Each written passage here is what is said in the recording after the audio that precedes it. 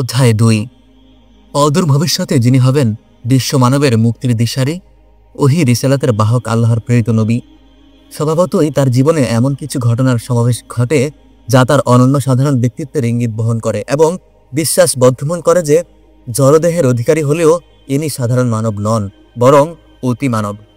কিছু কিছু ঘটনা স্পষ্টতই এ শুভ ইঙ্গিত প্রদান করছিল যে মানবতার পূর্ব দিগন্তে সৌভাগ্য রবির উদয় সমাসন্ন, আর তিনি মুহাম্মদ সাল্লাল্লাহু আলাইহি সাল্লাম ছাড়া অন্য কেউ নন। মহামহিম তারই পবিত্র হাতে সেই চিরন্তন আলোক প্রদীপ জ্বালাবেন যুগে যুগে দিগ্ভ্রান্ত মানব, যার আলোকে সত্যের পথ খুঁজে পাবে। জায়েদ নামক অল্পবয়স্ক একটি দাস বিবি খাদিজার নিকট ছিল। তার প্রতি বিবি খাদিজার যত্নের ত্রুটি ছিল না, তবু দাসত্বের মাধ্যমে স্বাধীন মানব সত্তার অবমাননায় হযরতের মানবদরদী হৃদয় কেঁদে উঠল। তিনি ভাবলেন, আদমের সন্তান কেন দাসত্বের অভিশাপ বয়ে বেড়াবে? এর কি কোনো প্রতিকার নেই?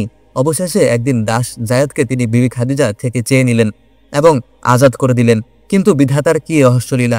দাসত্বের শেকল থেকে মুক্তি পেয়ে স্নেহ ভালোবাসার শেকলে সে এমনই বন্দী হলো যে মনিব মুহাম্মদের পদ সেবা ছেড়ে অন্য কোথাও যেতে চাইল না, এমনকি তাকে নিতে আসা বাবা ও চাচার সাথেও যেতে রাজি হলো না। হযরতের হৃদয়ে ভালোবাসা, আন্তরিকতা ও বিশ্বস্ততার মর্যাদা ছিল সবকিছুর উপরে। তাই ভালোবাসা ও বিশ্বস্ততার প্রতিদান রূপে জায়েদকে তিনি কাবা চত্বরে দাঁড়িয়ে পুত্রের মর্যাদা দান করলেন এবং হাশিমি কন্যা জয়নবকে তার সাথে বিবাহ দিলেন। কৃতদাসকে পুত্রের মর্যাদায় তুলে আনার মাধ্যমে মানব মুহাম্মদের দেবতা চরিত্রের যে অনুপম প্রকাশ ঘটল, তার তুলনা পিছনের ইতিহাসে কিংবা আজকের সভ্য সমাজে খুঁজে পাওয়া যাবে না। কৃতদাসের জীবন মরণ তো নির্ভর করত মনিবের মর্জির উপর। মারো, ধরো, খুন করো, কোনো অপরাধ নেই, কারণ সে মানুষ নয়, কৃতদাস। তখন আরবে আজমে সবখানে ছিল দাস জীবনের এই বিভীষিকা। সেই বর্বর সমাজে তুচ্ছ কৃতদাসের প্রতি এরূপ সদয় আচরণ করা সাধারণ মানুষের পক্ষে সত্যি অসম্ভব। এ শুধু পারেন তিনি, আগামীকাল যিনি হবেন মানবতার মুক্তিদূত। দাস মনিবের মাঝে মানব সাম্যের আদর্শ প্রতিষ্ঠিত করা তার পক্ষেই শুধু সম্ভব। আল্লাহ যাকে বানাবেন মানবতার জন্য সত্যের পথ প্রদর্শক। সন্ধিপ্রিয়তা ছিল হযরতের স্বভাবগুণ। লড়াই ফাসাদের উপক্রম হওয়া মাত্র তিনি সেখানে উপস্থিত হতেন এবং সকলের গ্রহণযোগ্য ও ন্যায়ানুজ্ঞ মীমাংসা দিতেন। আর এমনই ছিল তার ব্যক্তিত্বের সম্মোহনী প্রভাব যে সকল পক্ষই সন্তুষ্ট চিত্তে মেনে নিত তার সিদ্ধান্ত। একবারের ঘটনা, কালের বিবর্তনে কাবা ঘরের এমন ভগ্নদশা হলো যে তার পুনর্নির্মাণ অনিবার্য হয়ে পড়ল। এজন্য কুরাইশের সকল শাখা সম্মিলিত উদ্যোগ গ্রহণ করল। কিন্তু বিবাদ দেখা দিল হাজরে আসওয়াদ বা কৃষ্ণপ্রস্তর পুনঃস্থাপন প্রশ্নে। কেননা এটা ছিল গৌরব ও মর্যাদার বিষয়। তাই কুরাইশ গোত্রের প্রত্যেক শাখা রক্তপাত্রে হাত ডুবিয়ে শপথ করল, রক্তের শেষ বিন্দু বিসর্জন দিব, তবু এ মর্যাদা হাতছাড়া করব না। কৃষ্ণপ্রস্তর আমাদেরই হাতে পুনঃস্থাপিত হবে, অন্য কারো হাতে নয়। ফলে ভীষণ রক্তক্ষয়ী যুদ্ধের আশঙ্কা দেখা দিল। এমত অবস্থায় কুরাইশের প্রবীণ ও প্রাজ্ঞ ব্যক্তিবর্গ রক্তপাত এড়াতে আলোচনায় মিলিত হলেন এবং সিদ্ধান্ত নিলেন, আগামী প্রভাতে প্রথম যিনি কাবা ঘরে প্রবেশ করবেন তিনি এর মীমাংসা দেবেন। সকল পক্ষ অম্লান বদনে তা মেনে নেবে। আল্লাহর কি শান! মুহাম্মদ আল আমিন হলেন প্রথম প্রবেশকারী সাল্লাল্লাহু আলাইহি ওয়াসাল্লাম। ফলে সকল পক্ষ খুশি মনে তার হাতে মীমাংসার ভার ছেড়ে দিল। প্রাণ উৎসর্গ হোক তোমার পবিত্র চরণে হে আলামিন। এমন অপূর্ব প্রজ্ঞাপূর্ণ মীমাংসা পৃথিবীর কোথাও কে কবে দেখেছে? সব দিক বিবেচনা করে হয়তো বললেন, একটি চাদর বিছাও। বিছানো হলো। তিনি সহস্তে কৃষ্ণপ্রস্তর তাতে স্থাপন করলেন। সেই স্নিগ্ধ মধুর হাসিটুকু তখনও তার পবিত্র মুখে, অতি পাষাণ হৃদয়ও যার সম্মোহন এড়াতে পারেনি কখনো। এবার তিনি বললেন, প্রত্যেক শাখার একজন করে প্রতিনিধি চাদর প্রান্ত ধরে হাজরে আসওয়াদ বহন করে কাবা চত্বরে নিয়ে চলো। এমন আদেশ পালন করাতেই যেন আনন্দ। তাই মন্ত্রমুগ্ধের মতো সকলে আদেশ পালন করল, আর তিনি সহস্তে কৃষ্ণপ্রস্তর যথাস্থানে পুনঃস্থাপন করলেন। ন্যায় ও ইনসাফের নিক্তিতে মাফা এই অপূর্ব মীমাংসায় সকলে ধন্য হলো। ধন্য ধন্য করছে যুগ যুগের মানুষ। কত যুগে মহামান্য কত বিচারক কত বিচার করে গেলেন, কত মীমাংসা দিয়ে গেলেন, কিন্তু আরবের আল আমিনের এই একটি বিচারের, এই একটি মীমাংসার তুলনা কোথাও খুঁজে পাবে না তুমি। বস্তুত এই ঘটনায় এবং এ ধরনের আরও কিছু ঘটনায় দু একজন চিন্তাশীল যারা ছিলেন তাদের চিন্তা জগতে অবশ্যই আলোড়ন সৃষ্টি হয়েছিল। তাদের বুঝতে বাকি ছিল না যে মানব ইতিহাস তার সুদীর্ঘ পথ পরিক্রমায় অতি ধীর লয়ে এক নতুন পথে মোড় নিতে যাচ্ছে। মানবতার দিগ্ভ্রান্ত জাহাজ এখন তার নাবিকের ইশারায় নিরাপদ তীরের সন্ধান পেতে চলেছে। শৈশব থেকেই হযরতের স্বভাব ছিল নির্জনতা প্রিয়। লোকালয় থেকে দূরে নির্জনে গিয়ে তিনি বসতেন, অজানা কি এক তন্ময়তার ডুবে থাকতেন। মক্কার অদূরে নির্জন মরুভূমির কোল ঘেঁষে অবস্থিত হেরা পর্বত ছিল তার নির্জনবাসের প্রিয়তম স্থান। এখানে পর্বতের সর্বোচ্চ চূড়ায় এক গুহায় প্রায় পূর্ণ রমজান তিনি নির্জন বাস করতেন। চর্মচক্ষু বুঝে অন্তর্চক্ষু মেলে সৃষ্টিলোকের অসীম রহস্য অবলোকনে আত্মনিমগ্ন হতেন। হায় দুর্ভাগিনী ভারত মাতার দুর্ভাগা সন্তান, তোমার জন্ম যদি হতো 1400 বছর পূর্বে, তোমার জীবন যদি হতো মুহূর্তকালের, আর তা ব্যয় হতো হেরা গুহায় সেই ধ্যানমগ্ন পবিত্র দৃশ্য অবলোকনে। বয়সের সমান্তরালে হজরতের মুহাম্মাদের হৃদয়ে জগতের ভাব চিন্তার গভীরতাও ছিল ক্রমবর্ধমান। ঊর্ধ্বলোকের অপার রহস্যের নব নব দিগন্ত তার সামনে উন্মোচিত হয়ে চলেছিল। এই আত্মজিজ্ঞাসা বারবার তাকে নাড়া দিচ্ছিল। কে আমি? কোথা হতে? কি উদ্দেশ্য আমার আগমন? কোথায়, কোন সুদূরে আমার শেষ গমন? কখনো ভাবতেন এই যে আসমান জমিন, চাঁদ সূর্য, গ্রহতারা, সাগর নদী পাহাড় পর্বত, এই যে জিন ইনসান, কুল মাখলুকাত, এসব কার সৃষ্টি? কে খালিক, কে মালিক? কার ইশারায় চলছে সারা জাহান? কার সাজানো এ জগৎ সংসার? সৃষ্টিলোকের অপার রহস্য কার কুদরতের প্রমাণ? বিশ্বজগতের নিয়ন্তা ও পরিচালক একজন আছেন তো নিশ্চয়ই। তিনি তো রব, তিনি আল্লাহ। কিন্তু কোথায় তিনি? তাকে জানার পথ কি? তাকে পাওয়ার উপায় কি? কে দেবে আমার জিজ্ঞাসার মীমাংসা? কে মেটাবে আমার অচেনার এই পিপাসা? এভাবে তার আত্মার জিজ্ঞাসা ও চিন্তার আকুলতা এবং হৃদয়ের উত্তাপ ও সান্নিধ্যের ব্যাকুলতা ক্রমেই বৃদ্ধি পেতে লাগলো। মোট কথা, এ ছিল এমন এক রহস্যময় ধাঁধা যার সমাধান তিনি খুঁজে পান না। ধ্যান সাধনায় তার কোনো ত্রুটি নেই, কিন্তু রহস্যেরও কোনো কুলকিনারা নেই। আবার তিনি ঊর্ধ্বজগতের সুউচ্চ সোপান হতে ব্যথিত চিত্তে অবলোকন করেন অধ জগতের মানবের অধপতন এবং মানবতার করুণ ক্রন্দন। তখন ধরাছোঁয়ার ঊর্ধ্বের সেই মহান সত্তাকে, যাকে তিনি স্রষ্টারূপে চিনেছেন, আল্লাহ বলে জেনেছেন, তাকে যেন তার ব্যথিত আত্মা আর্তনাদ করে বলতে চায়, কে তুমি এ মহাবিশ্বের মহাব্যবস্থাপক? কে তুমি এই বিশাল সৃষ্টি জগতের প্রতিপালক ও নিয়ন্ত্রক? এখনো কি সময় আসেনি মানবতার মুক্তির? এখনো কি আছে দেরি আধার শেষে হেদায়েতের সূর্যোদয়ের? আর কত দেরি? রাত পোহাবার আর কত দেরি? কাঙ্ক্ষিত শুভলগ্ন যখন সমাসন্ন, তখন হেরা গুহায় হযরত মুহাম্মদ সাল্লাল্লাহু আলাইহি ওয়াসাল্লাম এর ধ্যান নিমগ্নতা ও ভাব তন্ময়তা আরো গভীর হলো। অবশেষে একদিন এলো সেই পরম মুহূর্ত। সর্বরহস্যের পর্দা হলো উন্মোচিত। পরম সত্যের সঙ্গ হলো তার শুভ আলিঙ্গন। আল্লাহ তাকে বানালেন আপন প্রিয় রাসূল, শ্রেষ্ঠ রাসূল, সর্বশেষ রাসূল। হযরত তখন হেরার নির্জন গুহার গভীর ধ্যানমগ্ন। এমন সময় ভেসে এলো এক অদৃশ্য নির্দেশ, পড়ো হে মুহাম্মদ। হযরত চমকিত হলেন, শিহরিত হলেন। কিসের এ গায়েবী আওয়াজ? হেরার নির্জন গুহায় এ কার কণ্ঠস্বর? এমন তো আর হয়নি। তবে তবে তবে কি? আবার ভেসে এলো সেই একই আওয়াজ, পড়ো হে মুহাম্মদ। তখন একান্ত অভিভূত অবস্থায় গায়েবী আওয়াজের উদ্দেশ্য হযরত বলে উঠলেন, আমি তো উম্মি, পড়া জানি না। তৃতীয়বার আওয়াজ এলো, পড়ো আপন প্রতিপালকের নামে। ওহী ও আয়াত অবতরণের ঐশী ভাব গম্ভীরতায় এবং গায়েবী আওয়াজের সম্মোহন অলৌকিকতায় অজানা এক ভয় বিহবলতায় হযরত মুহাম্মদ আচ্ছন্ন হলেন এবং এ আচ্ছন্ন অবস্থায় স্বগৃহে উপস্থিত হলেন, যেখানে প্রিয়তমা জীবনসঙ্গিনী তার জন্য প্রতীক্ষার প্রহর গুনছেন। হযরত মুহাম্মদ যা যা ঘটেছে তাকে সব খুলে বললেন। বিবি খাদিজা এতদিন স্বামী মুহাম্মদের গতিবিধি পর্যবেক্ষণ করে আসছিলেন। তিনি বিশ্বাস করতেন প্রিয়তম স্বামীকে কেন্দ্র করে অদৃশ্য লোকে কিসের যেন একটা আয়োজন চলছে, তার অগোচরে কিসের যেন একটা প্রস্তুতি চলছে। তিনি দেখতে পান না, কিন্তু আভাস পান, অনুভব করেন। তিনি জানেন স্বামী তার জড়দেহের মানুষ হলেও আলোর আধার, নূরের ভাণ্ডার। মহা কোনো আসমানি উদ্দেশ্যের জন্যই তার জন্ম, তার জীবন। মনের এ ভাব ও ভাবনা এবং চিন্তা ও উৎকণ্ঠা মানেই সুপ্ত রেখে সঙ্গোপনে সবকিছু তিনি পর্যবেক্ষণ করে আসছিলেন। হেরা গুহার গায়েবী আওয়াজ সকল রহস্য যেন খুলে গেল। এ যে তার মনের সুপ্ত বাসনারই কাঙ্ক্ষিত প্রকাশ। তাই প্রশান্ত চিত্তে অবিচলিত কণ্ঠে স্বামীকে তিনি সান্ত্বনা দিয়ে বললেন, সারতাজ আমার, মুবারকবাদ গ্রহণ করুন। ওহী ছাড়া এ অন্য কিছু নয়। জিবরিল এসেছেন আপনার কাছে আসমানি পয়গাম নিয়ে। নিঃসন্দেহে আপনি আল্লাহর রাসূল। দাসী খাদিজা আপনার প্রতি পূর্ণ ঈমান আনছে। সুবহানাল্লাহ।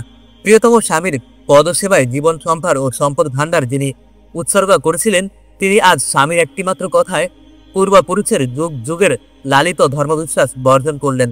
নিশ্চন্ত ভরসায় স্বামীর পাশে এসে দাঁড়ালেন।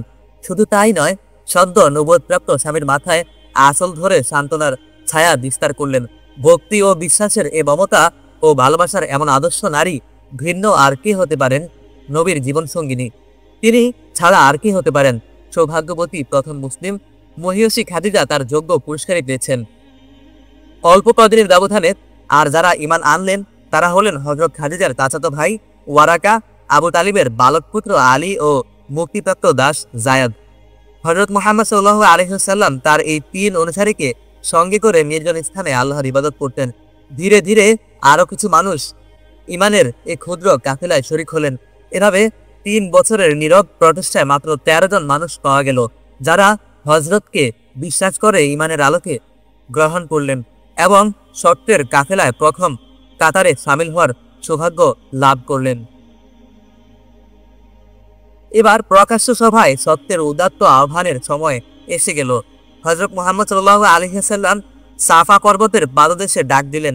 কুরাইশদের সকল শাখার 40 জন নির্বাচিত লোকের সমাবেশ অত্যন্ত আবেগ ও দরুদপূর্ণ ভাষায় ঈমানের দাওয়াত দিলেন। মূর্তি পূজা ত্যাগ করে তাওহীদ ও রিসালাতে বিশ্বাস করার আবেদন জানালেন।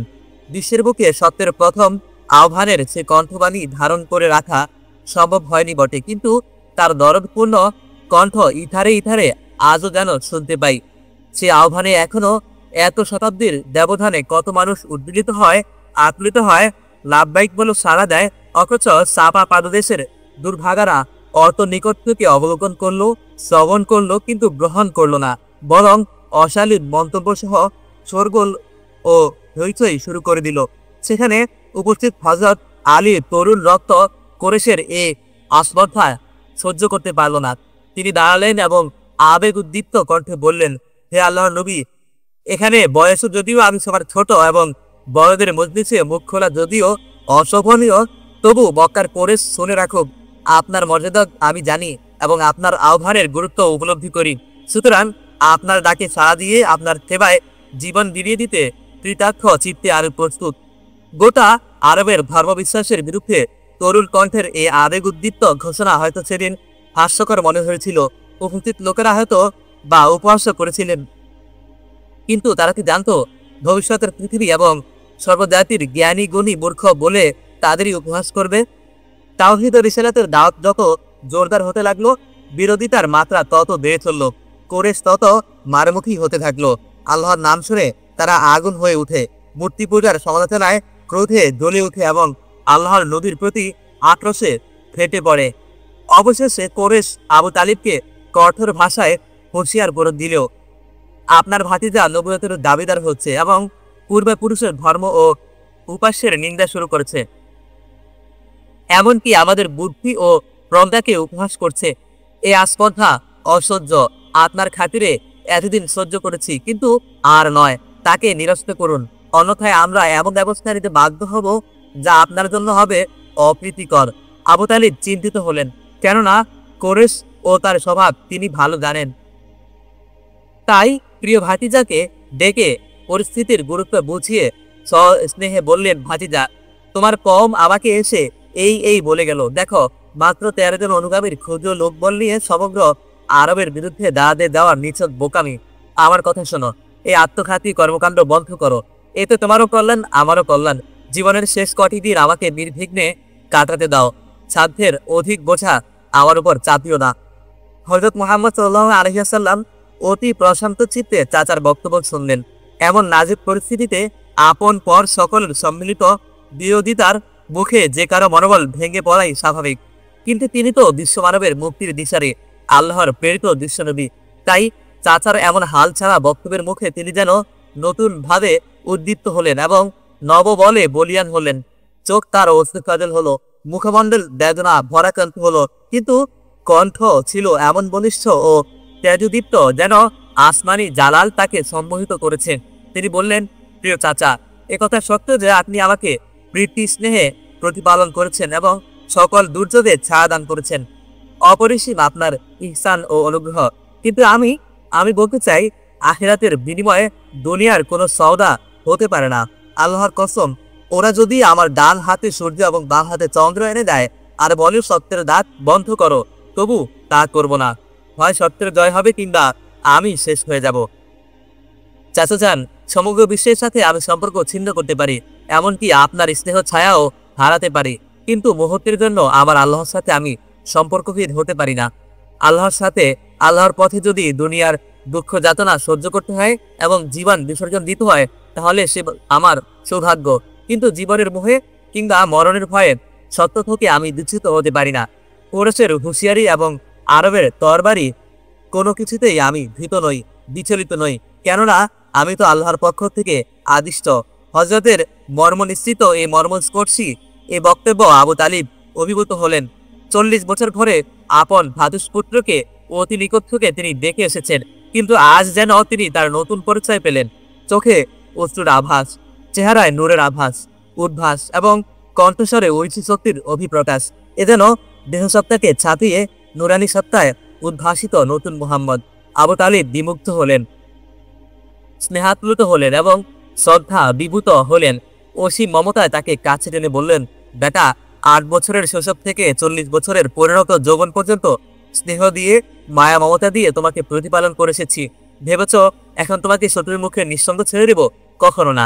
আমি তো আমার মৃত্যুর পর কি হবে সেজন্য বিচলিত ছিলাম, এখন আমি নিশ্চিন্ত।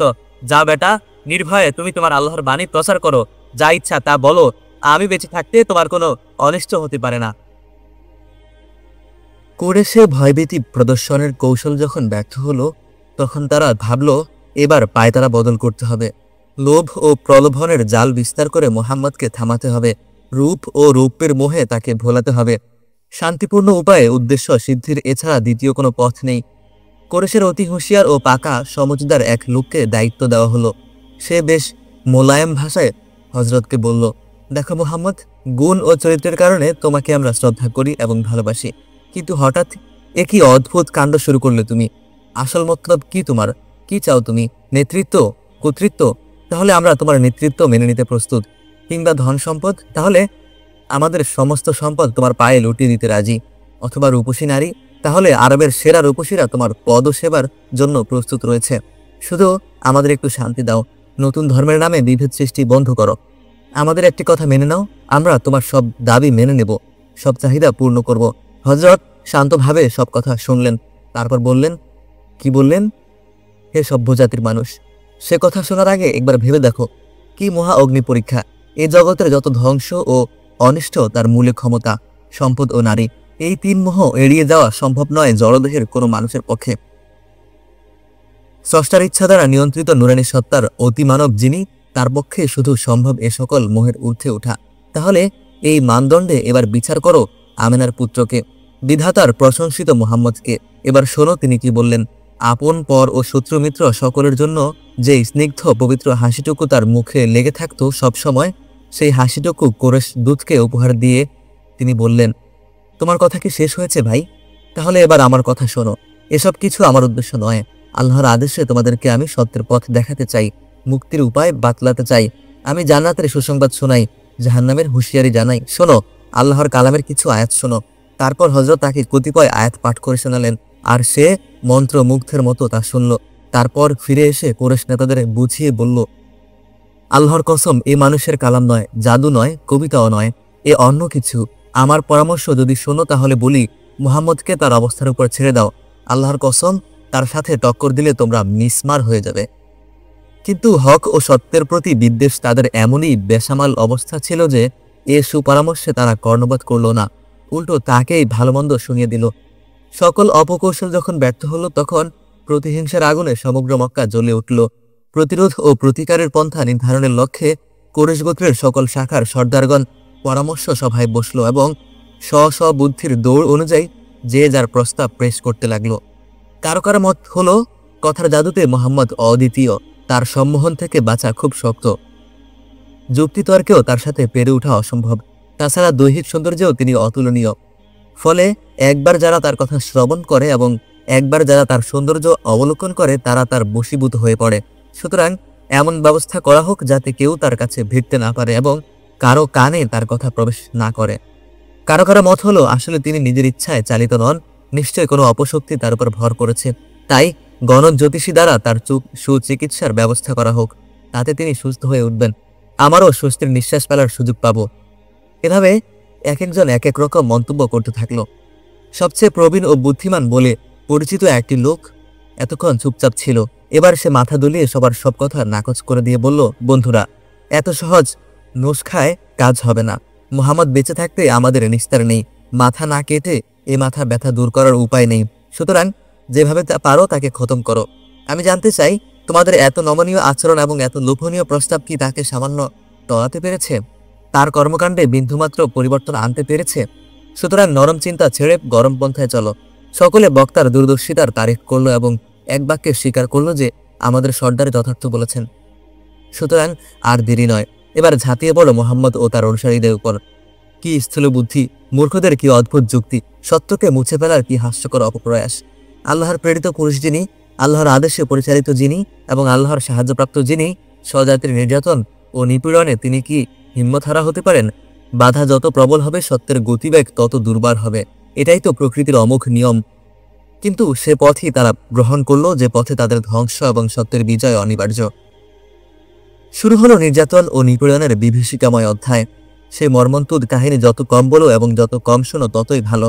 রাতের অন্ধকারে ওরা মোহাম্মদের চলার পথে কাঁটা বিছিয়ে দিত, তার পুষ্পকমল পবিত্র পদতল কণ্টকাঘাতে ক্ষতবিক্ষত হতো এবং তা থেকে রক্ত ঝরত, আর নরধমেরা দূর দাঁড়িয়ে তামাশা করে হাসত, হায় আফসোস। মানবতার চলার পথ কুসুমাস্তীর্ণ করার উদ্দেশ্যে যার শুভাগমন, মানুষেরই হাতে তার চলার পথ হলো কণ্টকাকীর্ণ, তবু তার মুখের স্নিগ্ধ হাসি কখনো ম্লান হয়নি। মানুষের কল্যাণ কামনা থেমে যায়নি। তিনি যে রহমতের নবী, তিনি যে রহমাতুলিল আলামিন। হযরত যেখানে দাওয়াতের কথা বলতেন, তাওহীদের বাণী প্রচার করতেন, দুষ্টরা সেখানে চই চই ও শোরগোল করত, যাতে তার শান্ত কোমল কণ্ঠস্বর তাদের উৎকট চিৎকারে তলিয়ে যায় এবং শ্রোতার কানে সত্যের বাণী পৌঁছতে না পারে। এমনকি তার পেছনে দুষ্কৃতিকারীদের লেলিয়ে দেওয়া হতো, আর তারা পাথর ছুঁড়ে ছুঁড়ে তাকে জখম করত। তার শরীর থেকে রক্ত ঝরত, কিন্তু মক্কার জড় পাথরগুলো কাঁদত, কিন্তু মক্কার মানুষগুলো হাসত, মানবতার কলঙ্কের হাসি। পর তো পর, এমনকি আপন চাচা আবু লাহাবও ছিল তার জানের দুশ্মন, আর আবু লাহাবের স্ত্রী তো ছিল সাক্ষাৎ পিশাচিনী। হযরতকে কষ্ট দেওয়ায় নিত্য নতুন পন্থা সে উদ্ভাবন করত। আপন যদি হয় এমন নিষ্ঠুর, তাহলে পরের বিরুদ্ধে কিসের অভিযোগ? সাধারণ লোক যদি হুজুগে মাতে, তাহলে আর কিসের অনুযোগ? হযরত যেখানে যেতেন সেখানেই উপহাস ও কটূক্তি চলত, টানা হেঁচড়া হতো। এভাবে বিভিন্ন উপায়ে নাজেহালের চূড়ান্ত করা হতো। কে তাদের বাধা দিবে, কে তাদের আশ্রয় দেবে, কে তাকে আশ্রয় দিবে কিংবা একটু সমবেদনা জানাবে? তিনি সকলের কল্যাণকামী, কিন্তু সকলে যে তার শত্রু।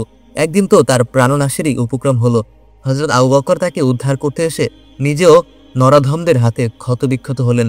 সাহাবাদের ক্ষুদ্র জামাতে ইয়াসির ছিলেন নিবেদিত প্রাণ এক সাহাবী। কুরেশ একদিন তাকে ও তার পুত্র আম্মারকে মরুভূমির তপ্ত বালুতে পাথর চাপা দিয়ে ফেলে রাখল। তাদের এক কথা, হায়, হয় মুহাম্মদের ধর্ম ছাড়ো, নয় ধুকে ধুকে মরো। স্বামী ও পুত্রের এ মর্ম বিদায়ক দৃশ্য দেখে বিবি সুমাইয়া আর্তনাদ করে উঠলেন এবং পরিণাম ও পরিণতি সম্পর্কে বেপরোয়া হয়ে নরপশুদের হাত থেকে তাদের উদ্ধার করতে চাইলেন। ফলে নরপশুর দল তার উপর ঝাঁপিয়ে পড়ল। তিনি শহীদ হলেন। ইসলাম সৌভাগ্য আবারও উপস্থিত হলো এক নারীর দুয়ারে। শাহাদাতের খুন ঝরা ইতিহাসে প্রথম হলেন হযরত সুমাইয়া। শহীদি কাফলার প্রথম ভাগ্যবতী হলেন বিবি সুমাইয়া। জুলুম নির্যাতনের ঘোর আমানেশা যখন আর কাটে না, মহা দুর্যোগের আধার রাত যখন আর পোহায় না, ভোরের আলোর প্রতীক্ষায় অধীর মানুষগুলো আর যখন পারে না, আল্লাহর নবী তখন তার সাহাবাদের পরামর্শ দিলেন, তোমরা হিজরত করো, পিতৃভূমির মায়া ত্যাগ করে কোনো দূরদেশে গমন করো। হে পাঠক, কল্পনা করতে পারো সে দৃশ্য? দিনের পর দিন যারা নির্যাতনের জাতাকলে নিষ্পেষিত ছিল, মৃত্যু না হয়েও হাজার মৃত্যুর বিভীষিকা যারা তিলে তিলে ভোগ করলো, এখন তাদের আবার দেশ ছাড়ার কথা। কোন অজানার পথে যাত্রা করবে তারা? দেশে আপনজনের মাঝে যাদের আশ্রয় নেই, বিদেশের মাটিতে কে জানি কি হবে তাদের অবস্থা। সকলে যেন তাদের প্রিয় নবীর মুখপানে তাকিয়ে আছেন অসহায় দৃষ্টিতে। সে দৃষ্টির নীরব জিজ্ঞাসা, নবীর হৃদয়ে কি ভাবের সৃষ্টি করেছিল আমাদের মতো জড়দেহের মানুষের তা বোঝার কথা নয়। তবে তিনি তাদের সান্ত্বনা দিয়ে বললেন, আল্লাহর রহমত থেকে নিরাশ হও না, অবশ্যই তিনি তোমাদের সাথেই রয়েছেন। আরও ধৈর্য ধরো, পাত্র পূর্ণ হওয়ার অপেক্ষা করো। হয়তো প্রিয় নবী তার প্রাণপ্রিয় সাহাবাদের আরো বলেছিলেন, দেখো, আল্লাহর এই বিশাল দুনিয়ায় তোমরা কজনই হলে তাওহীদ ও রিসালাতের অনুসারী, এক আল্লাহর পূজারী, সত্যের পথে আহ্বানকারী। তোমরা মানবতার আশা ভরসা, তোমরা মানবজাতির পথের দিশা। কুল মাখলুকাতের ব্যাকুল দৃষ্টি এখন তোমাদের উপর।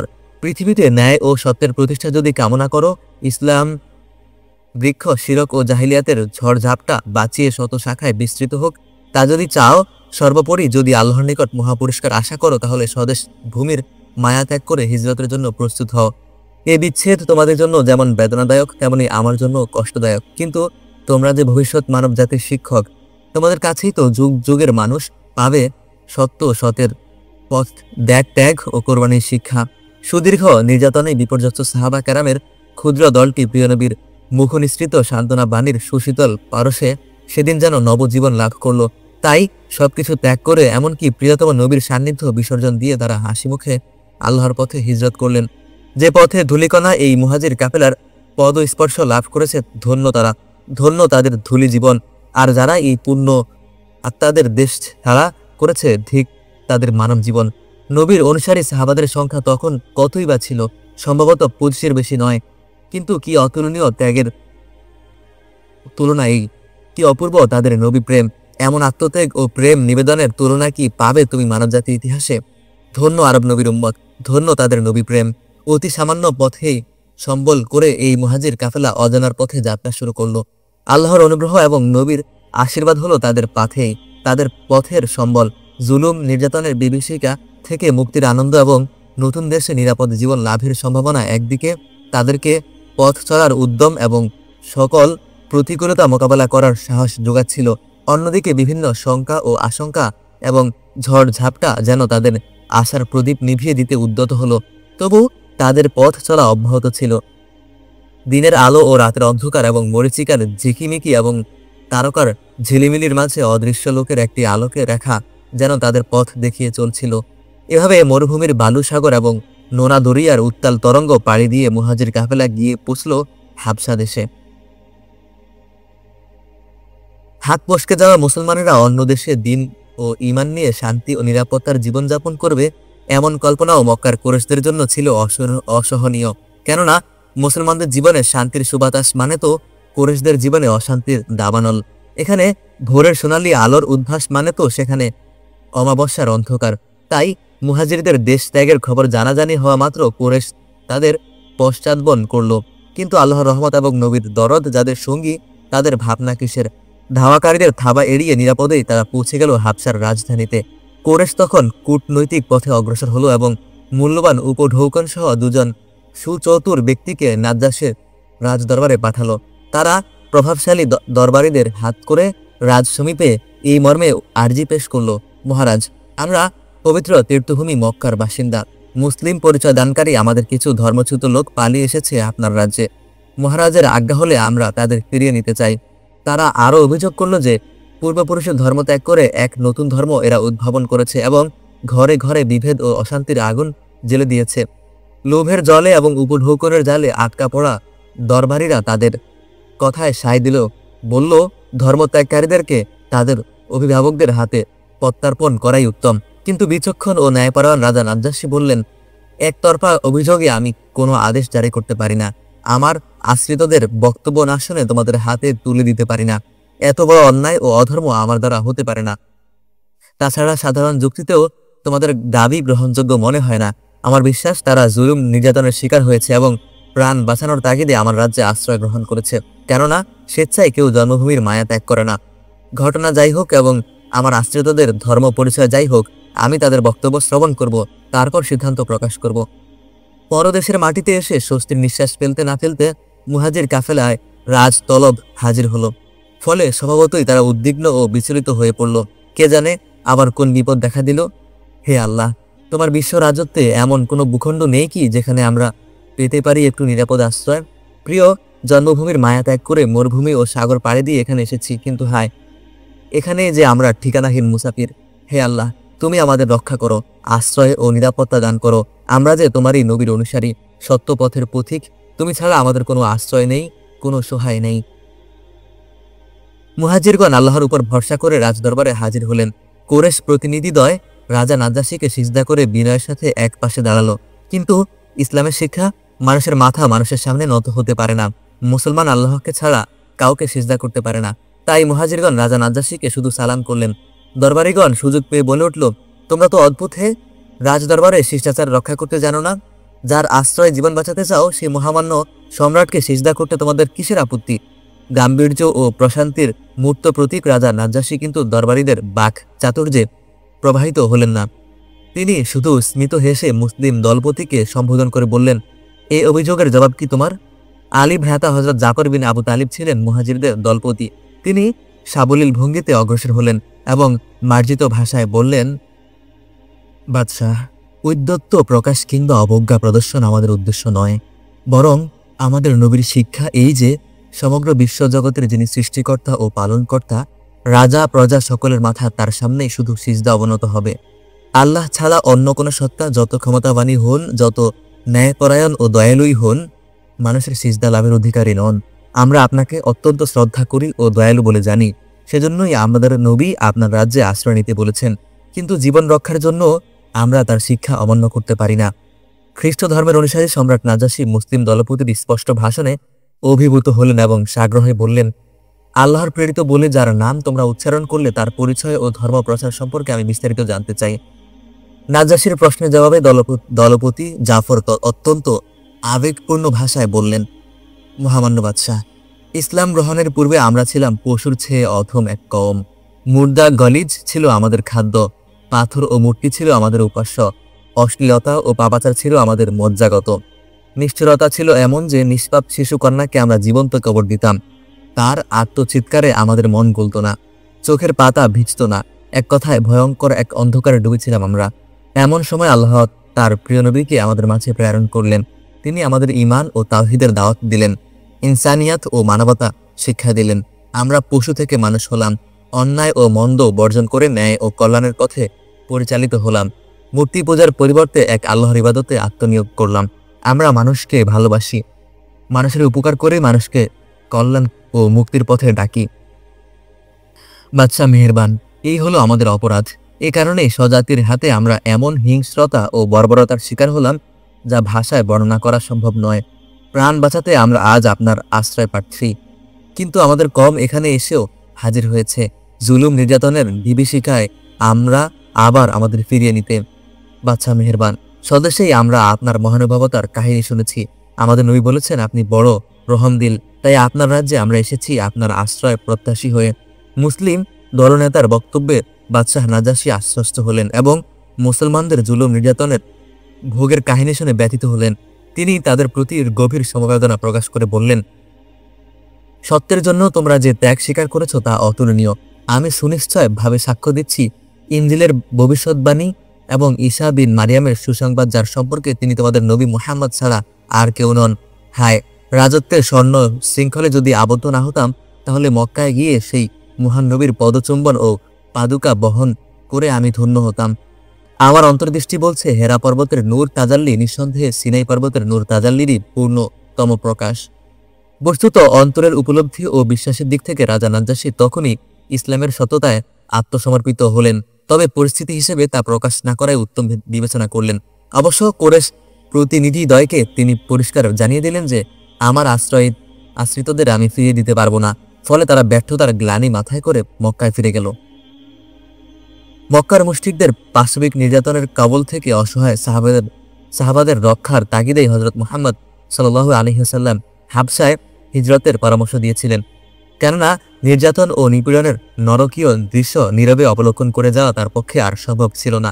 কিন্তু নির্যাতিত মুসলমানরা যখন হাতছাড়া হয়ে গেল এবং তাদেরকে ফিরিয়ে আনার সকল অপচেষ্টা যখন ব্যর্থ হলো, তখন স্বয়ং হযরত মুহাম্মদ সাল্লাল্লাহু আলাইহি ওয়াসাল্লাম এর উপর মুশরিকদের ক্রোধানল বর্ষিত হতে লাগলো। কখনো গালমন্দ করে, কখনো টানা হেঁচড়া করে, আবার কখনো তার পাক বদনে গালিজ আবর্জনা নিক্ষেপ করে তারা তাদের মনের ঝাল মেটাতে লাগলো। এমনকি দৈহিক নির্যাতন পর্যন্ত বাদ দিল না নরধমেরা। মানবতার দরদি বন্ধু মানব পশুদের হাতে এভাবে লাঞ্ছনা ভোগ করলেন দিনের পর দিন। শেষ পর্যন্ত জন্মভূমি মক্কায় টিকে থাকাই তার পক্ষে অসম্ভব হয়ে পড়ল। হেরা ও জাবালে সাফার মতো অটল কিংবা বলো সুউচ্চ হিমালয়ের মতো স্থির অবিচল মানবতার মহামুক্তির আকুতি নিয়ে উম্মি কওমের উম্মি নবী তার পথ চলা অব্যাহত রাখলেন। মক্কার বিভিন্ন মজলিসে এবং বিভিন্ন পাহাড়ের পাদদেশে গিয়ে, এসো হে মানব, সত্যের পথে লা শারিক আল্লাহর পথে, এই ডাক দিতে লাগলেন। অসংখ্য পশুর ভিড়ে একজনও মানুষ যদি পাওয়া যায় যার কর্ণ সত্য শ্রবণ করবে এবং অন্তর ঈমান গ্রহণ করবে।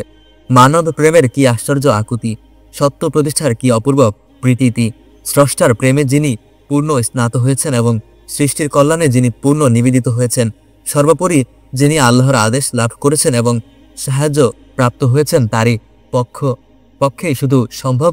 এমন ঊষর মরুতে, এমন পাষাণ হৃদয়ে ঈমান ও তাওহীদের বীজ বপনের এমন মরণপণ সংগ্রামে অবতীর্ণ হওয়া এবং অবশেষে এমন অভাবিত পূর্ব সাফল্য অর্জন করা।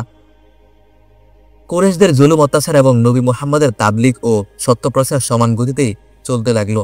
বরং জুলুমের মাত্রা যত বাড়ে, প্রিয় নবীর দাওয়াতি জজবা ও সত্যপ্রচারের স্পৃহা যেন তার চেয়ে বহুগুণে বৃদ্ধি লাভ করে। তখন একদিন চরম সিদ্ধান্তের জন্য সমগ্র কুরাইশ গোত্রের বিশিষ্ট নেতৃবর্গ পরামর্শ মজলিসে মিলিত হলো। ক্রোধ ও প্রতিহিংসায় তাদের তখন হিতাহিত জ্ঞানশূন্য অবস্থা। সকলের মুখে একই কথা, ধিক এই জীবনের প্রতি শত ধিক। এমন জীবনের চেয়ে মৃত্যুই তো শ্রেয়। মক্কায় কি নেই এমন কোনো বীর জওয়ান যে আমাদের উপাস্যদের রক্ষা করতে পারে এবং সমুন্নত রাখতে পারে কুরাইশের ধর্মমর্যাদা ও গোত্র গৌরব? নেই কি এমন ধারালো তলোয়ার যা মরুর তপ্ত বালুতে লুটিয়ে দিতে পারে মুহাম্মদের শির? এই ধরনের গরম গরম কথার মাঝে মূর্খের সেরা আবু জাহেল ঘোষণা করে বসল, মুহাম্মদের কল্লা আনবে যে তার পুরস্কার হবে 100 লাল উট আর 1000 রৌপ্য মুদ্রা। কুরাইশের টকবগে জোয়ান ওমর বিন খাত্তাব উঠে দাঁড়ালো, উদ্যত কণ্ঠে ঘোষণা দিল, চললাম আমি মাথা কেটে আনতে। আজকের সূর্যাস্ত লাল হবে আমার কিংবা মুহাম্মদের খুনে। ওমরের ঘোষণায় কুরাইশ সর্দারদের হতাশ মনে আশার সঞ্চার হলো, কেননা ওমর হলো আরবের সেরা বীর। সমগ্র মক্কায় বীর ওমরই এই অভিযানের একমাত্র যোগ্য। সুতরাং মুহাম্মদের প্রাণনাশ অবধারিত। কাবা ঘর তাওয়াফ করে মূর্তির ঘা ছুঁয়ে শপথ করে খোলা তলোয়ার হাতে ওমর বের হলো তার অভিযানে। ওমরের তখন সে কি রুদ্র মূর্তি, তাকে রুখে সাধ্যকার। দেখো পাঠক, মানবের মূর্খতা দেখো। সত্যের দানি প্রচারের স্রষ্টার প্রেম ও দয়া বিতরণের এই হলো পুরস্কার।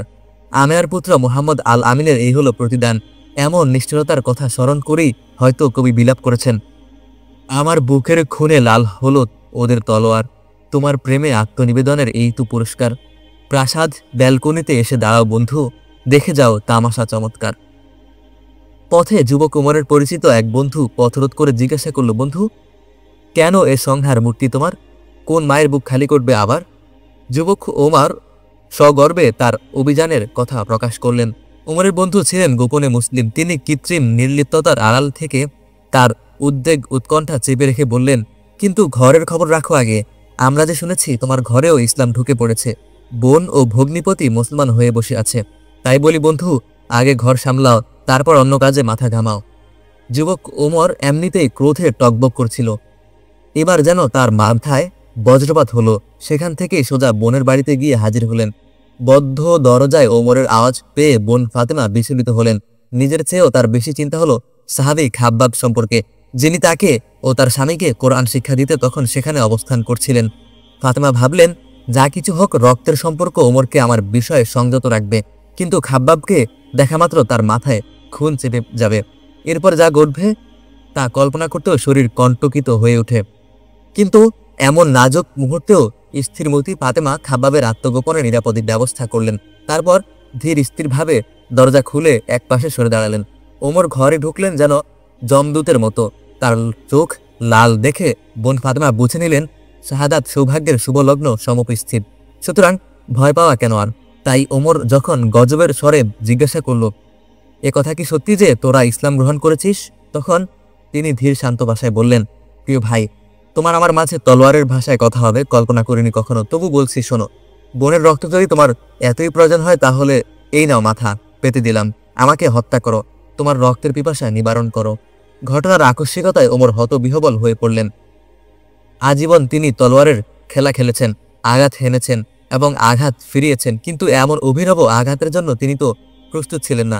ভাইয়ের হতবিহ্বলতার সুযোগ বোন ফাতেমা অত্যন্ত দরদপূর্ণ ভাষায় বললেন, আর যদি আমার একটা মিনতি রক্ষা করো তাহলে শোনো, উদ্দেশ্যহীন পথে জীবনের আর অপচয় করো না। জ্ঞানী বলেই জানি তোমাকে, সুতরাং জ্ঞানের পথ ধরে চলো এবং সত্যের ডাকে সাড়া দাও। আল্লাহ জানেন অন্তরের কি দরদ ব্যথা ছিল ভাইয়ের প্রতি বোনের এই মিনতিতে।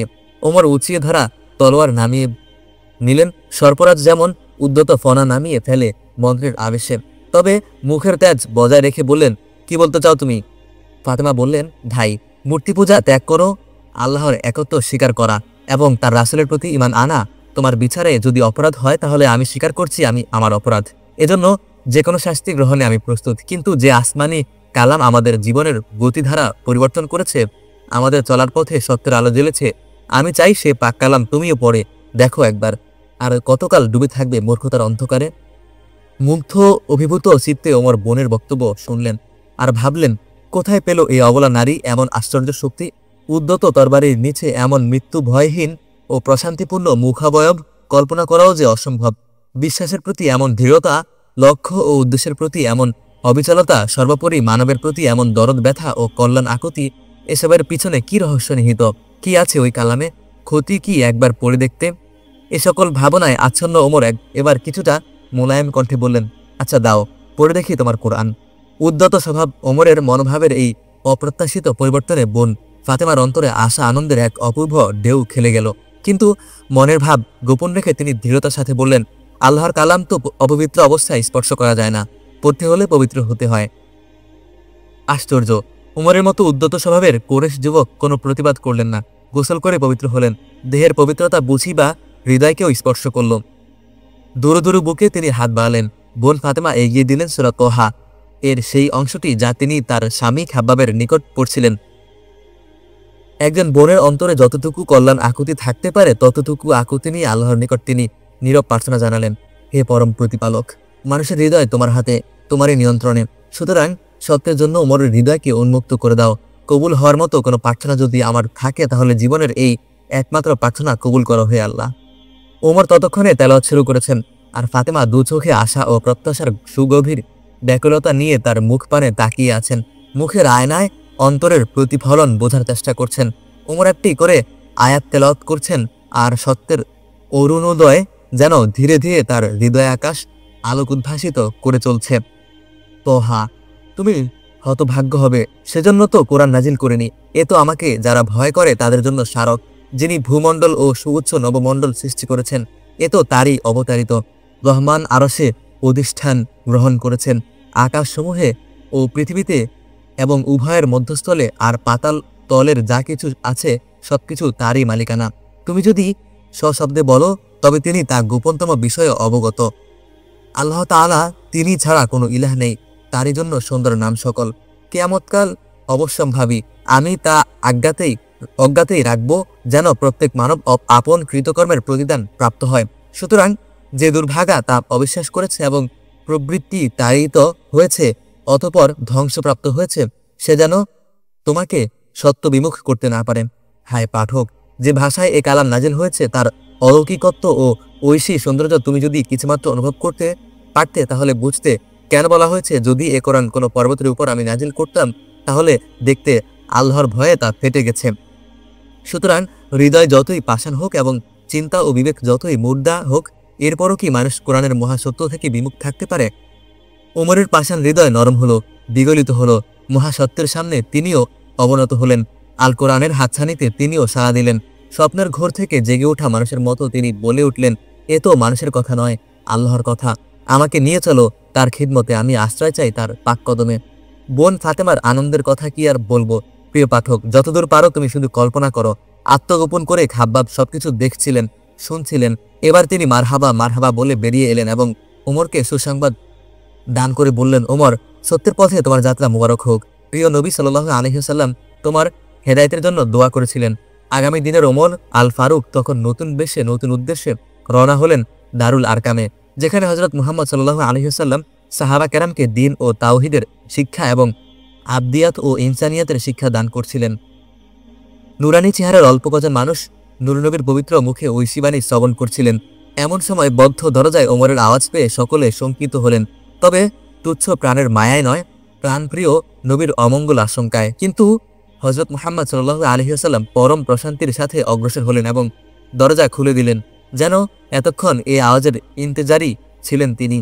ধীর পদক্ষেপে অবরত মস্তকে ওমর ভিতরে প্রবেশ করলেন এবং আদবের সাথে এক পাশে দাঁড়ালেন।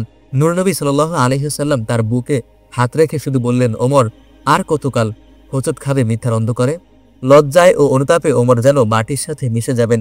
হযরতের সুমধুর তিরস্কারে ওমরের হৃদয়ে এমন অপূর্ব ভাব তরঙ্গ সৃষ্টি হলো যে দ্বিধাদ্বন্দ্বের শেষ চিহ্নটুকু মুছে গেল।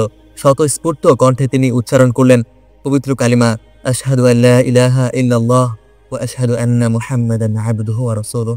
বস্তুত হযরত ওমরের ইসলাম গ্রহণ মক্কার মুশরিকদের জন্য যেমন ছিল এক প্রচণ্ড আঘাত, তেমনি মুসলমানদের জন্য ছিল অশেষ উৎসাহ উদ্দীপনার কারণ, কেননা প্রকৃত অর্থে ইসলামের ইতিহাস নতুন মোড় নিয়েছিল সেদিন। এর কিছুদিন পূর্বে হযরত মুহাম্মদ সাল্লাল্লাহু আলাইহি ওয়াসাল্লাম এর পিতৃব্য হামজা ইসলাম গ্রহণ করেছিলেন। সম্পর্কে মুরব্বী হলেও সমবয়সের সুবাদে উভয়ের মাঝে অন্যরকম একটা হৃদ্যতা বিদ্যমান ছিল। হামজা তাকে যেমন ভালোবাসতেন তেমনি শ্রদ্ধাও করতেন। হামজা ছিলেন শৌখিন শিকারী, নিয়মিত শিকার ভ্রমণ বের হতেন। এক সন্ধ্যায় শিকার থেকে ফিরে দাসের মুখে তিনি শুনতে পেলেন তার প্রিয় ভাতিজা মুহাম্মদ আবু জেহেলের হাতে অপদস্থ হয়েছে।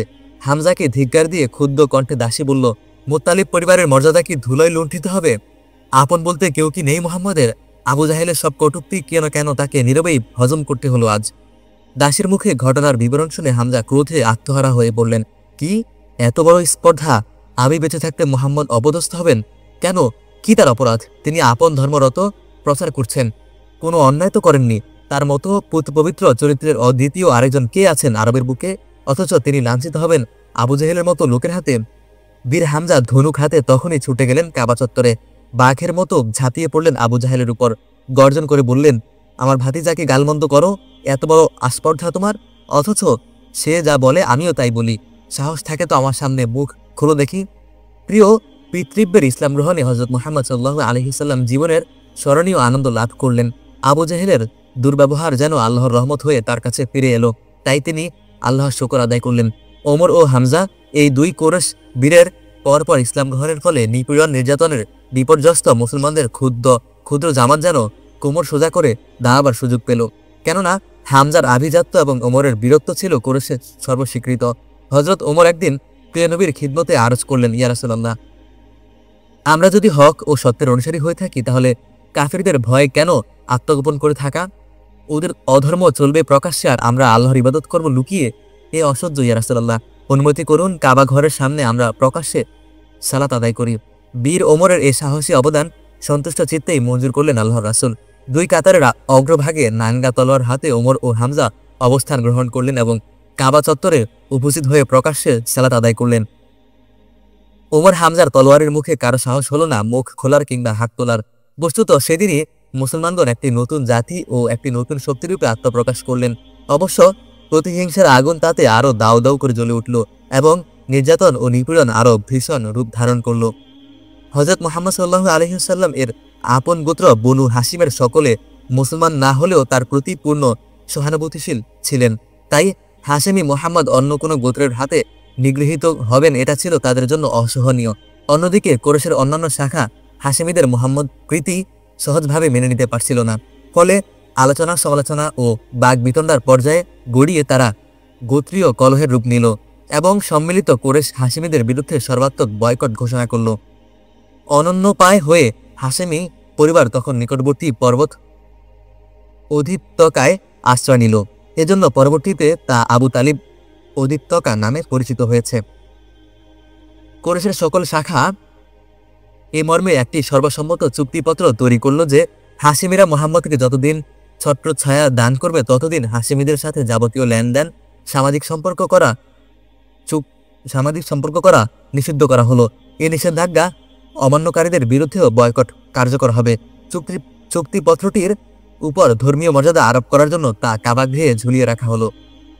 বলাই বাহুল্য যে কোরেশের এই বয়কট শাব্দিক অর্থেই হাশেমি পরিবারের জীবনযাত্রা ও অস্তিত্ব রক্ষা অসম্ভব করে দিয়েছিল। এক দানা গম কিংবা এক কাতরা পানিও তাদের কাছে পৌঁছার উপায় ছিল না। ফলে ক্ষুধা পিপাসায় তাদের প্রাণ হলো উষ্ণাগত। এমনকি গাছের ছল পাতা চিবিয়েও জীবন ধারণ করতে হয়েছে কখনো কখনো। শিশু ও নারীদের অবস্থা ছিল সবচেয়ে করুণ। তাদের আত্মচিৎকারে পাথরও বুঝি বিগলিত হয়, কিন্তু কোরেশের পাষাণ হৃদয় গলে না। কোরেশের অপকৌশল ছিল এই যে বয়কটের ফলে হাশেমি পরিবার বাধ্য হয়ে হযরত মুহাম্মদ সাল্লাল্লাহু আলাইহি ওয়াসাল্লামকে পরিত্যাগ করবে। কিন্তু জীবন বিপন্নকারী বিপদ দুর্যোগের মুখেও হাশেমিগণ যে অতুলনীয় ত্যাগ স্বীকার করেছে এবং ইসলাম গ্রহণ না করেও রক্ত সম্পর্কের মর্যাদা যেভাবে রক্ষা করেছে তা অবশ্যই প্রশংসার যোগ্য। দিনের পর দিন বয়কট অব্যাহত ছিল এবং ক্রমশ তা কঠিন হতে লাগল। কিন্তু হাশেমি পরিবার তাদের শেষ শিশু সন্তানটির মৃত্যু পর্যন্ত হযরত মুহাম্মদকে রক্ষার প্রতিজ্ঞায় অটল থাকল। অবশেষে দু একটা পাষাণ হৃদয় কিছুটা নরম হলো। নারী ও শিশুর আত্মচিৎকারে দু একজনকে বিচলিত করল। হিসাম নামক এক সাহসী সর্দার সত্য ভাষণে অগ্রসর হলেন।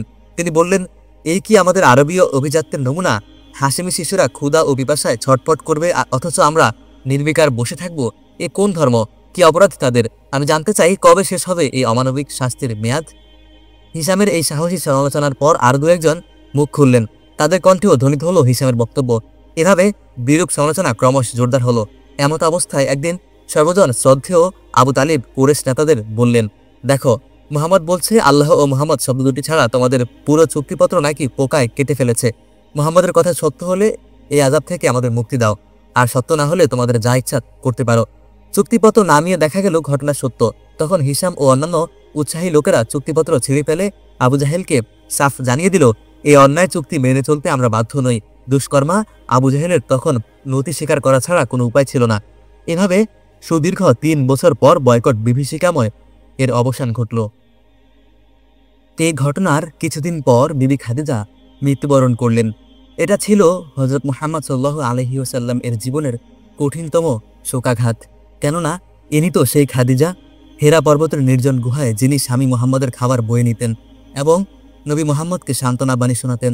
আপনাকে বিশ্বাস করি বলে জগতের বুকে সকলের আগে তাকে নবীরূপে যিনি বরণ করেছিলেন, ইনি তো সেই খাদিজা। প্রিয়তম স্বামীর সেবায় আপন অর্থ সম্পদ ও জীবন সম্পদ যিনি উৎসর্গ করেছিলেন, ইনি তো সেই খাদিজা। মোট কথা, আল্লাহ তার প্রিয় হাবিবকে এক আদর্শ জীবনসঙ্গিনী দান করেছিলেন, আবার তিনি তাকে তুলে নিলেন। এমন জীবনসঙ্গিনীর মৃত্যুতে তিনি শোক কাতর হবেন, তাতে আর আশ্চর্যের কি? বরং তিনি তো তার বিচ্ছেদ বেদনায় আজীবন দগ্ধ হয়েছেন। অশ্রু সজল চোখে বারবার তাকে স্মরণ করেছেন।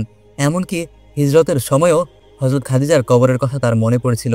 আল্লাহর নিকট বিবি খাদিজার মর্যাদা প্রসঙ্গে তিনি বলেছেন যে 4 জন নারী আখিরাতে সর্বোচ্চ মর্যাদা লাভ করবেন, তারা হলেন হযরত ঈসার মাতা বিবি মারিয়াম, ফেরাউনের স্ত্রী বিবি আসিয়া, উম্মুল মুমিনিন হযরত খাদিজা ও তার কন্যা বিবি ফাতেমা রাদিয়াল্লাহু তাআলা আনহুম।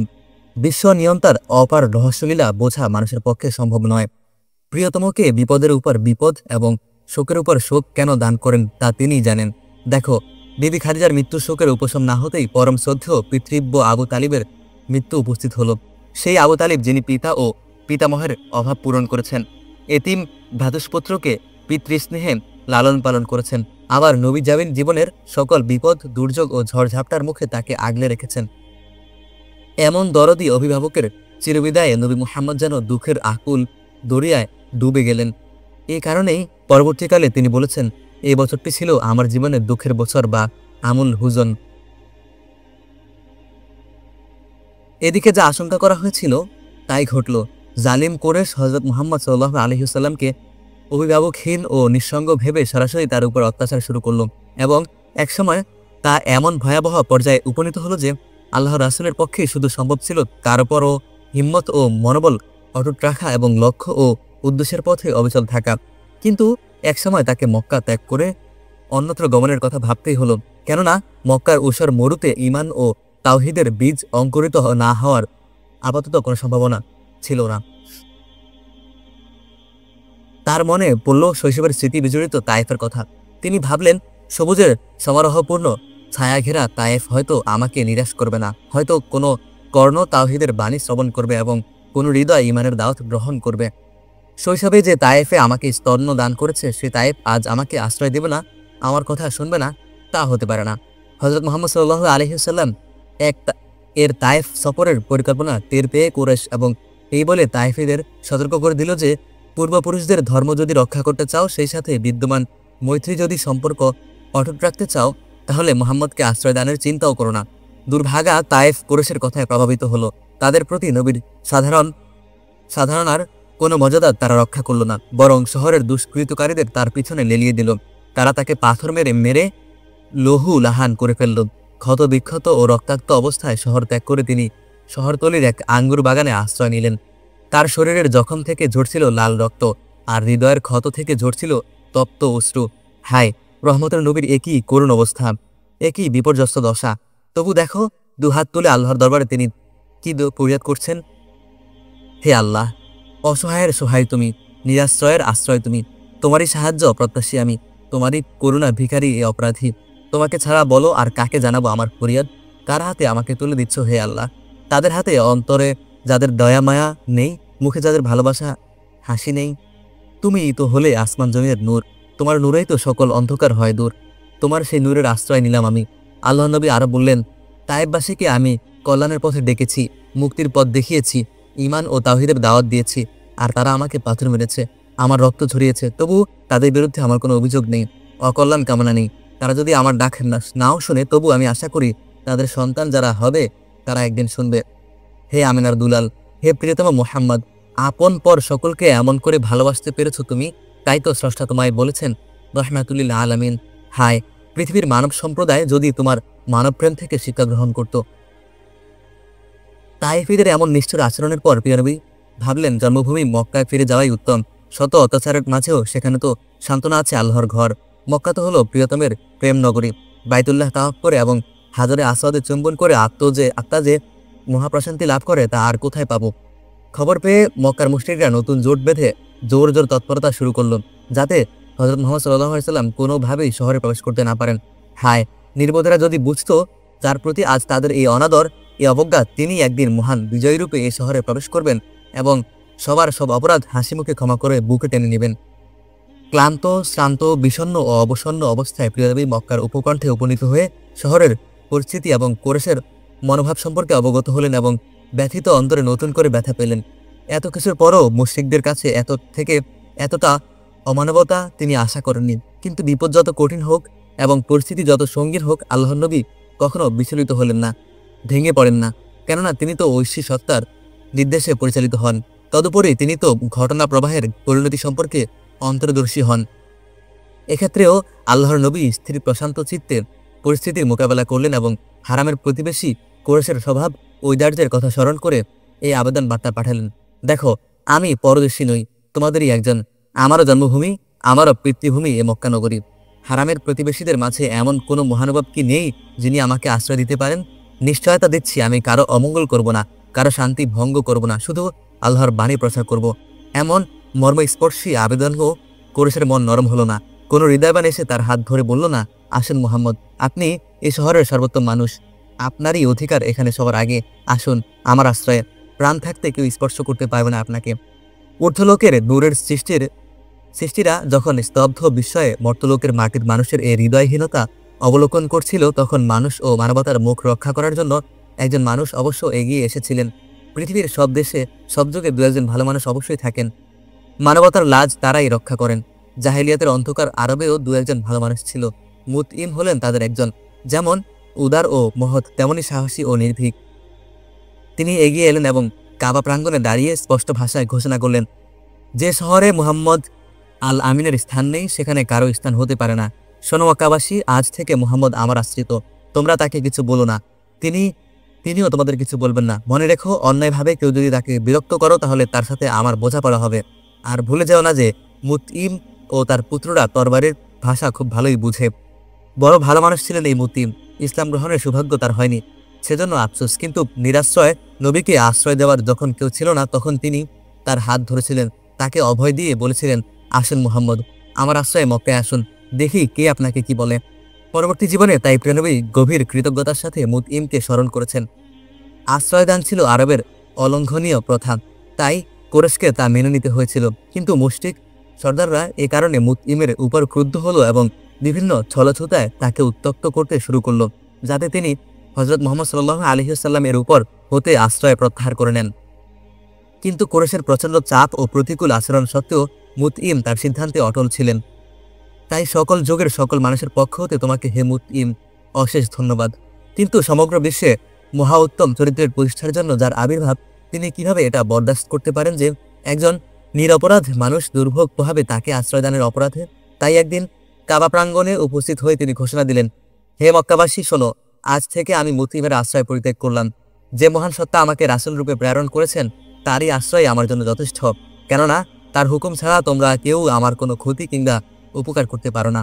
বস্তুত প্রিয়নবীর এই ঘোষণায় আল্লাহর উপর ঈমান ও তাওয়াক্কুলের এমন তাজাল্লি প্রকাশ পেল যে সামান্য বিবেক বুদ্ধি যাদের ছেও তারা ভাবতে বাধ্য হলো যে কোথায় মুহাম্মদের এই মহাশক্তির উৎস?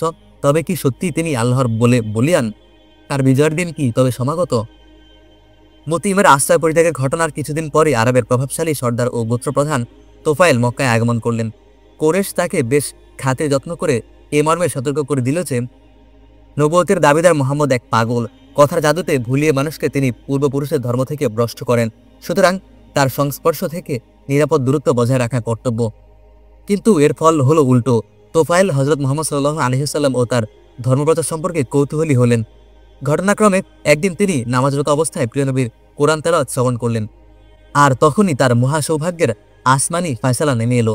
এক অনাস্বাদিত পূর্ব ভাবোত্তনয়নতায় তিনি ডুবে গেলেন। পরম সত্যের উষ্ণ পরশে হৃদয়ে যেন তার দ্রবীভূত হয়ে চলছে, আর সে গলিত ধারা দু চোখ বেয়ে গড়িয়ে পড়েছে। তার সত্যান্ধনী আত্মা স্বতঃস্ফূর্তভাবে বলে উঠল, এ তো মানুষের কালাম নয়, এ তো অন্য কিছু, এ তো আমার তৃষ্ণার্ত আত্মার শীতল পানীয়। প্রিয় নবী যখন নামাজ থেকে ফারেক হলেন, তোফায়েল তখন আর আদবের সাথে তার সম্মুখে উপস্থিত হলেন। তার কণ্ঠে ধ্বনিত হলো আত্মসমর্পণ ও আত্মনিবেদনের অপূর্ব সুর। তিনি বললেন, মুহাম্মদ, লোকে বলে আপনি জাদুকর, যার কানে একবার আপনার কথা পড়ে সে আপনার বশীভূত হয়ে পড়ে। জানি না তাদের কথা কতদূর সত্য, তবে একথা সত্য যে আপনার কালাম আমার হৃদয়ে অদ্ভুত এক আলোড়ন সৃষ্টি করেছে। পরম সত্যের আলোক উদ্ভাস যেন আমি দেখতে পাচ্ছি। আমার মন বলছে আপনার দাবি অসত্য হতে পারে না। নিঃসন্দেহে আপনি আল্লাহর রাসূল। এ কালাম আপনার নয়, কোনো মানুষের নয়। নিঃসন্দেহে এ কালাম আল্লাহর। হে মোহাম্মদ, অনুগ্রহ করুন, আমাকে ইসলামের আলো দান করুন। আশ্চর্য! আরবের এক অভিজাত গোত্রপ্রধান, স্বগোত্রের প্রতিটি যোদ্ধার তরবারি যার মর্যাদা রক্ষার জন্য মুহূর্তে কোষমুক্ত হয়, হারামের প্রতিবেশী কুরেশ পর্যন্ত যাকে খাতির করে ইজ্জতের নজরে দেখে, তিনি আজ ভিক্ষা পাত্র হাতে এসে দাঁড়িয়ে আছেন মুহাম্মদের দরজায়। আপন গোত্রে যার কোনো সমাদর নেই, মক্কার বুকে যিনি নিঃসঙ্গ অসহায় এক মানুষ। কিন্তু কিসের টানে, কিসের আকর্ষণে, কোন মহাসম্পদ প্রাপ্তির আশায়, কোথায় এর রহস্য? শোনো বন্ধু আমার, এ হলো প্রেমের লীলা খেলা। এ হলো পরমাত্মার সঙ্গে মানবাত্মার সখ্যতা। দেহসত্তার স্থিরতায় এই রহস্যের সন্ধান পাবে না তুমি। প্রেমর পুষ্প যখন প্রস্ফুটিত হয়, পরমাত্মার সঙ্গে যখন মানবাত্মার মিলন হয়, তখন এমনই হয় বন্ধু, এমনই হয়। বাদশাহ তখন ফকির বেশে প্রশান্তি লাভ করেন, রানী তখন দাসী সেজে ধন্য ভাবেন। আল্লাহর নবীর কণ্ঠে আল্লাহর কালাম শ্রবণ করে সে প্রেমেরই সন্ধান পেয়েছিলেন আরবের অভিজাত গোত্র প্রধান তোফায়েল। তোফায়েলের ন্যায় প্রভাবশালী সর্দারের ইসলাম গ্রহণ ছিল এমন এক প্রচণ্ড আঘাত, যা নীরবে হজম করা কুরেশের পক্ষে ছিল অসম্ভব। তাই সর্দার তোফায়েল তো ইসলামের আলো বহন করে স্বগোত্রে ফিরে গেলেন। কিন্তু মক্কায় ক্রোধ ও প্রতিহিংসার আগুন নতুন করে জ্বলে উঠল। ক্ষিপ্ত কুরেশ নতুন আক্রোশে ঝাঁপিয়ে পড়ল আল্লাহর রাসূলের উপর। এ পর্যায়ে নির্যাতন নিপীড়নের যে ভয়াবহতা তার উপর নেমে এসেছিল, সে কথা স্মরণ করেই হয়তো পরবর্তীকালে তিনি বলেছিলেন, আল্লাহর পথে যে কষ্ট আমাকে দেওয়া হয়েছে তা আর কাউকে দেওয়া হয়নি।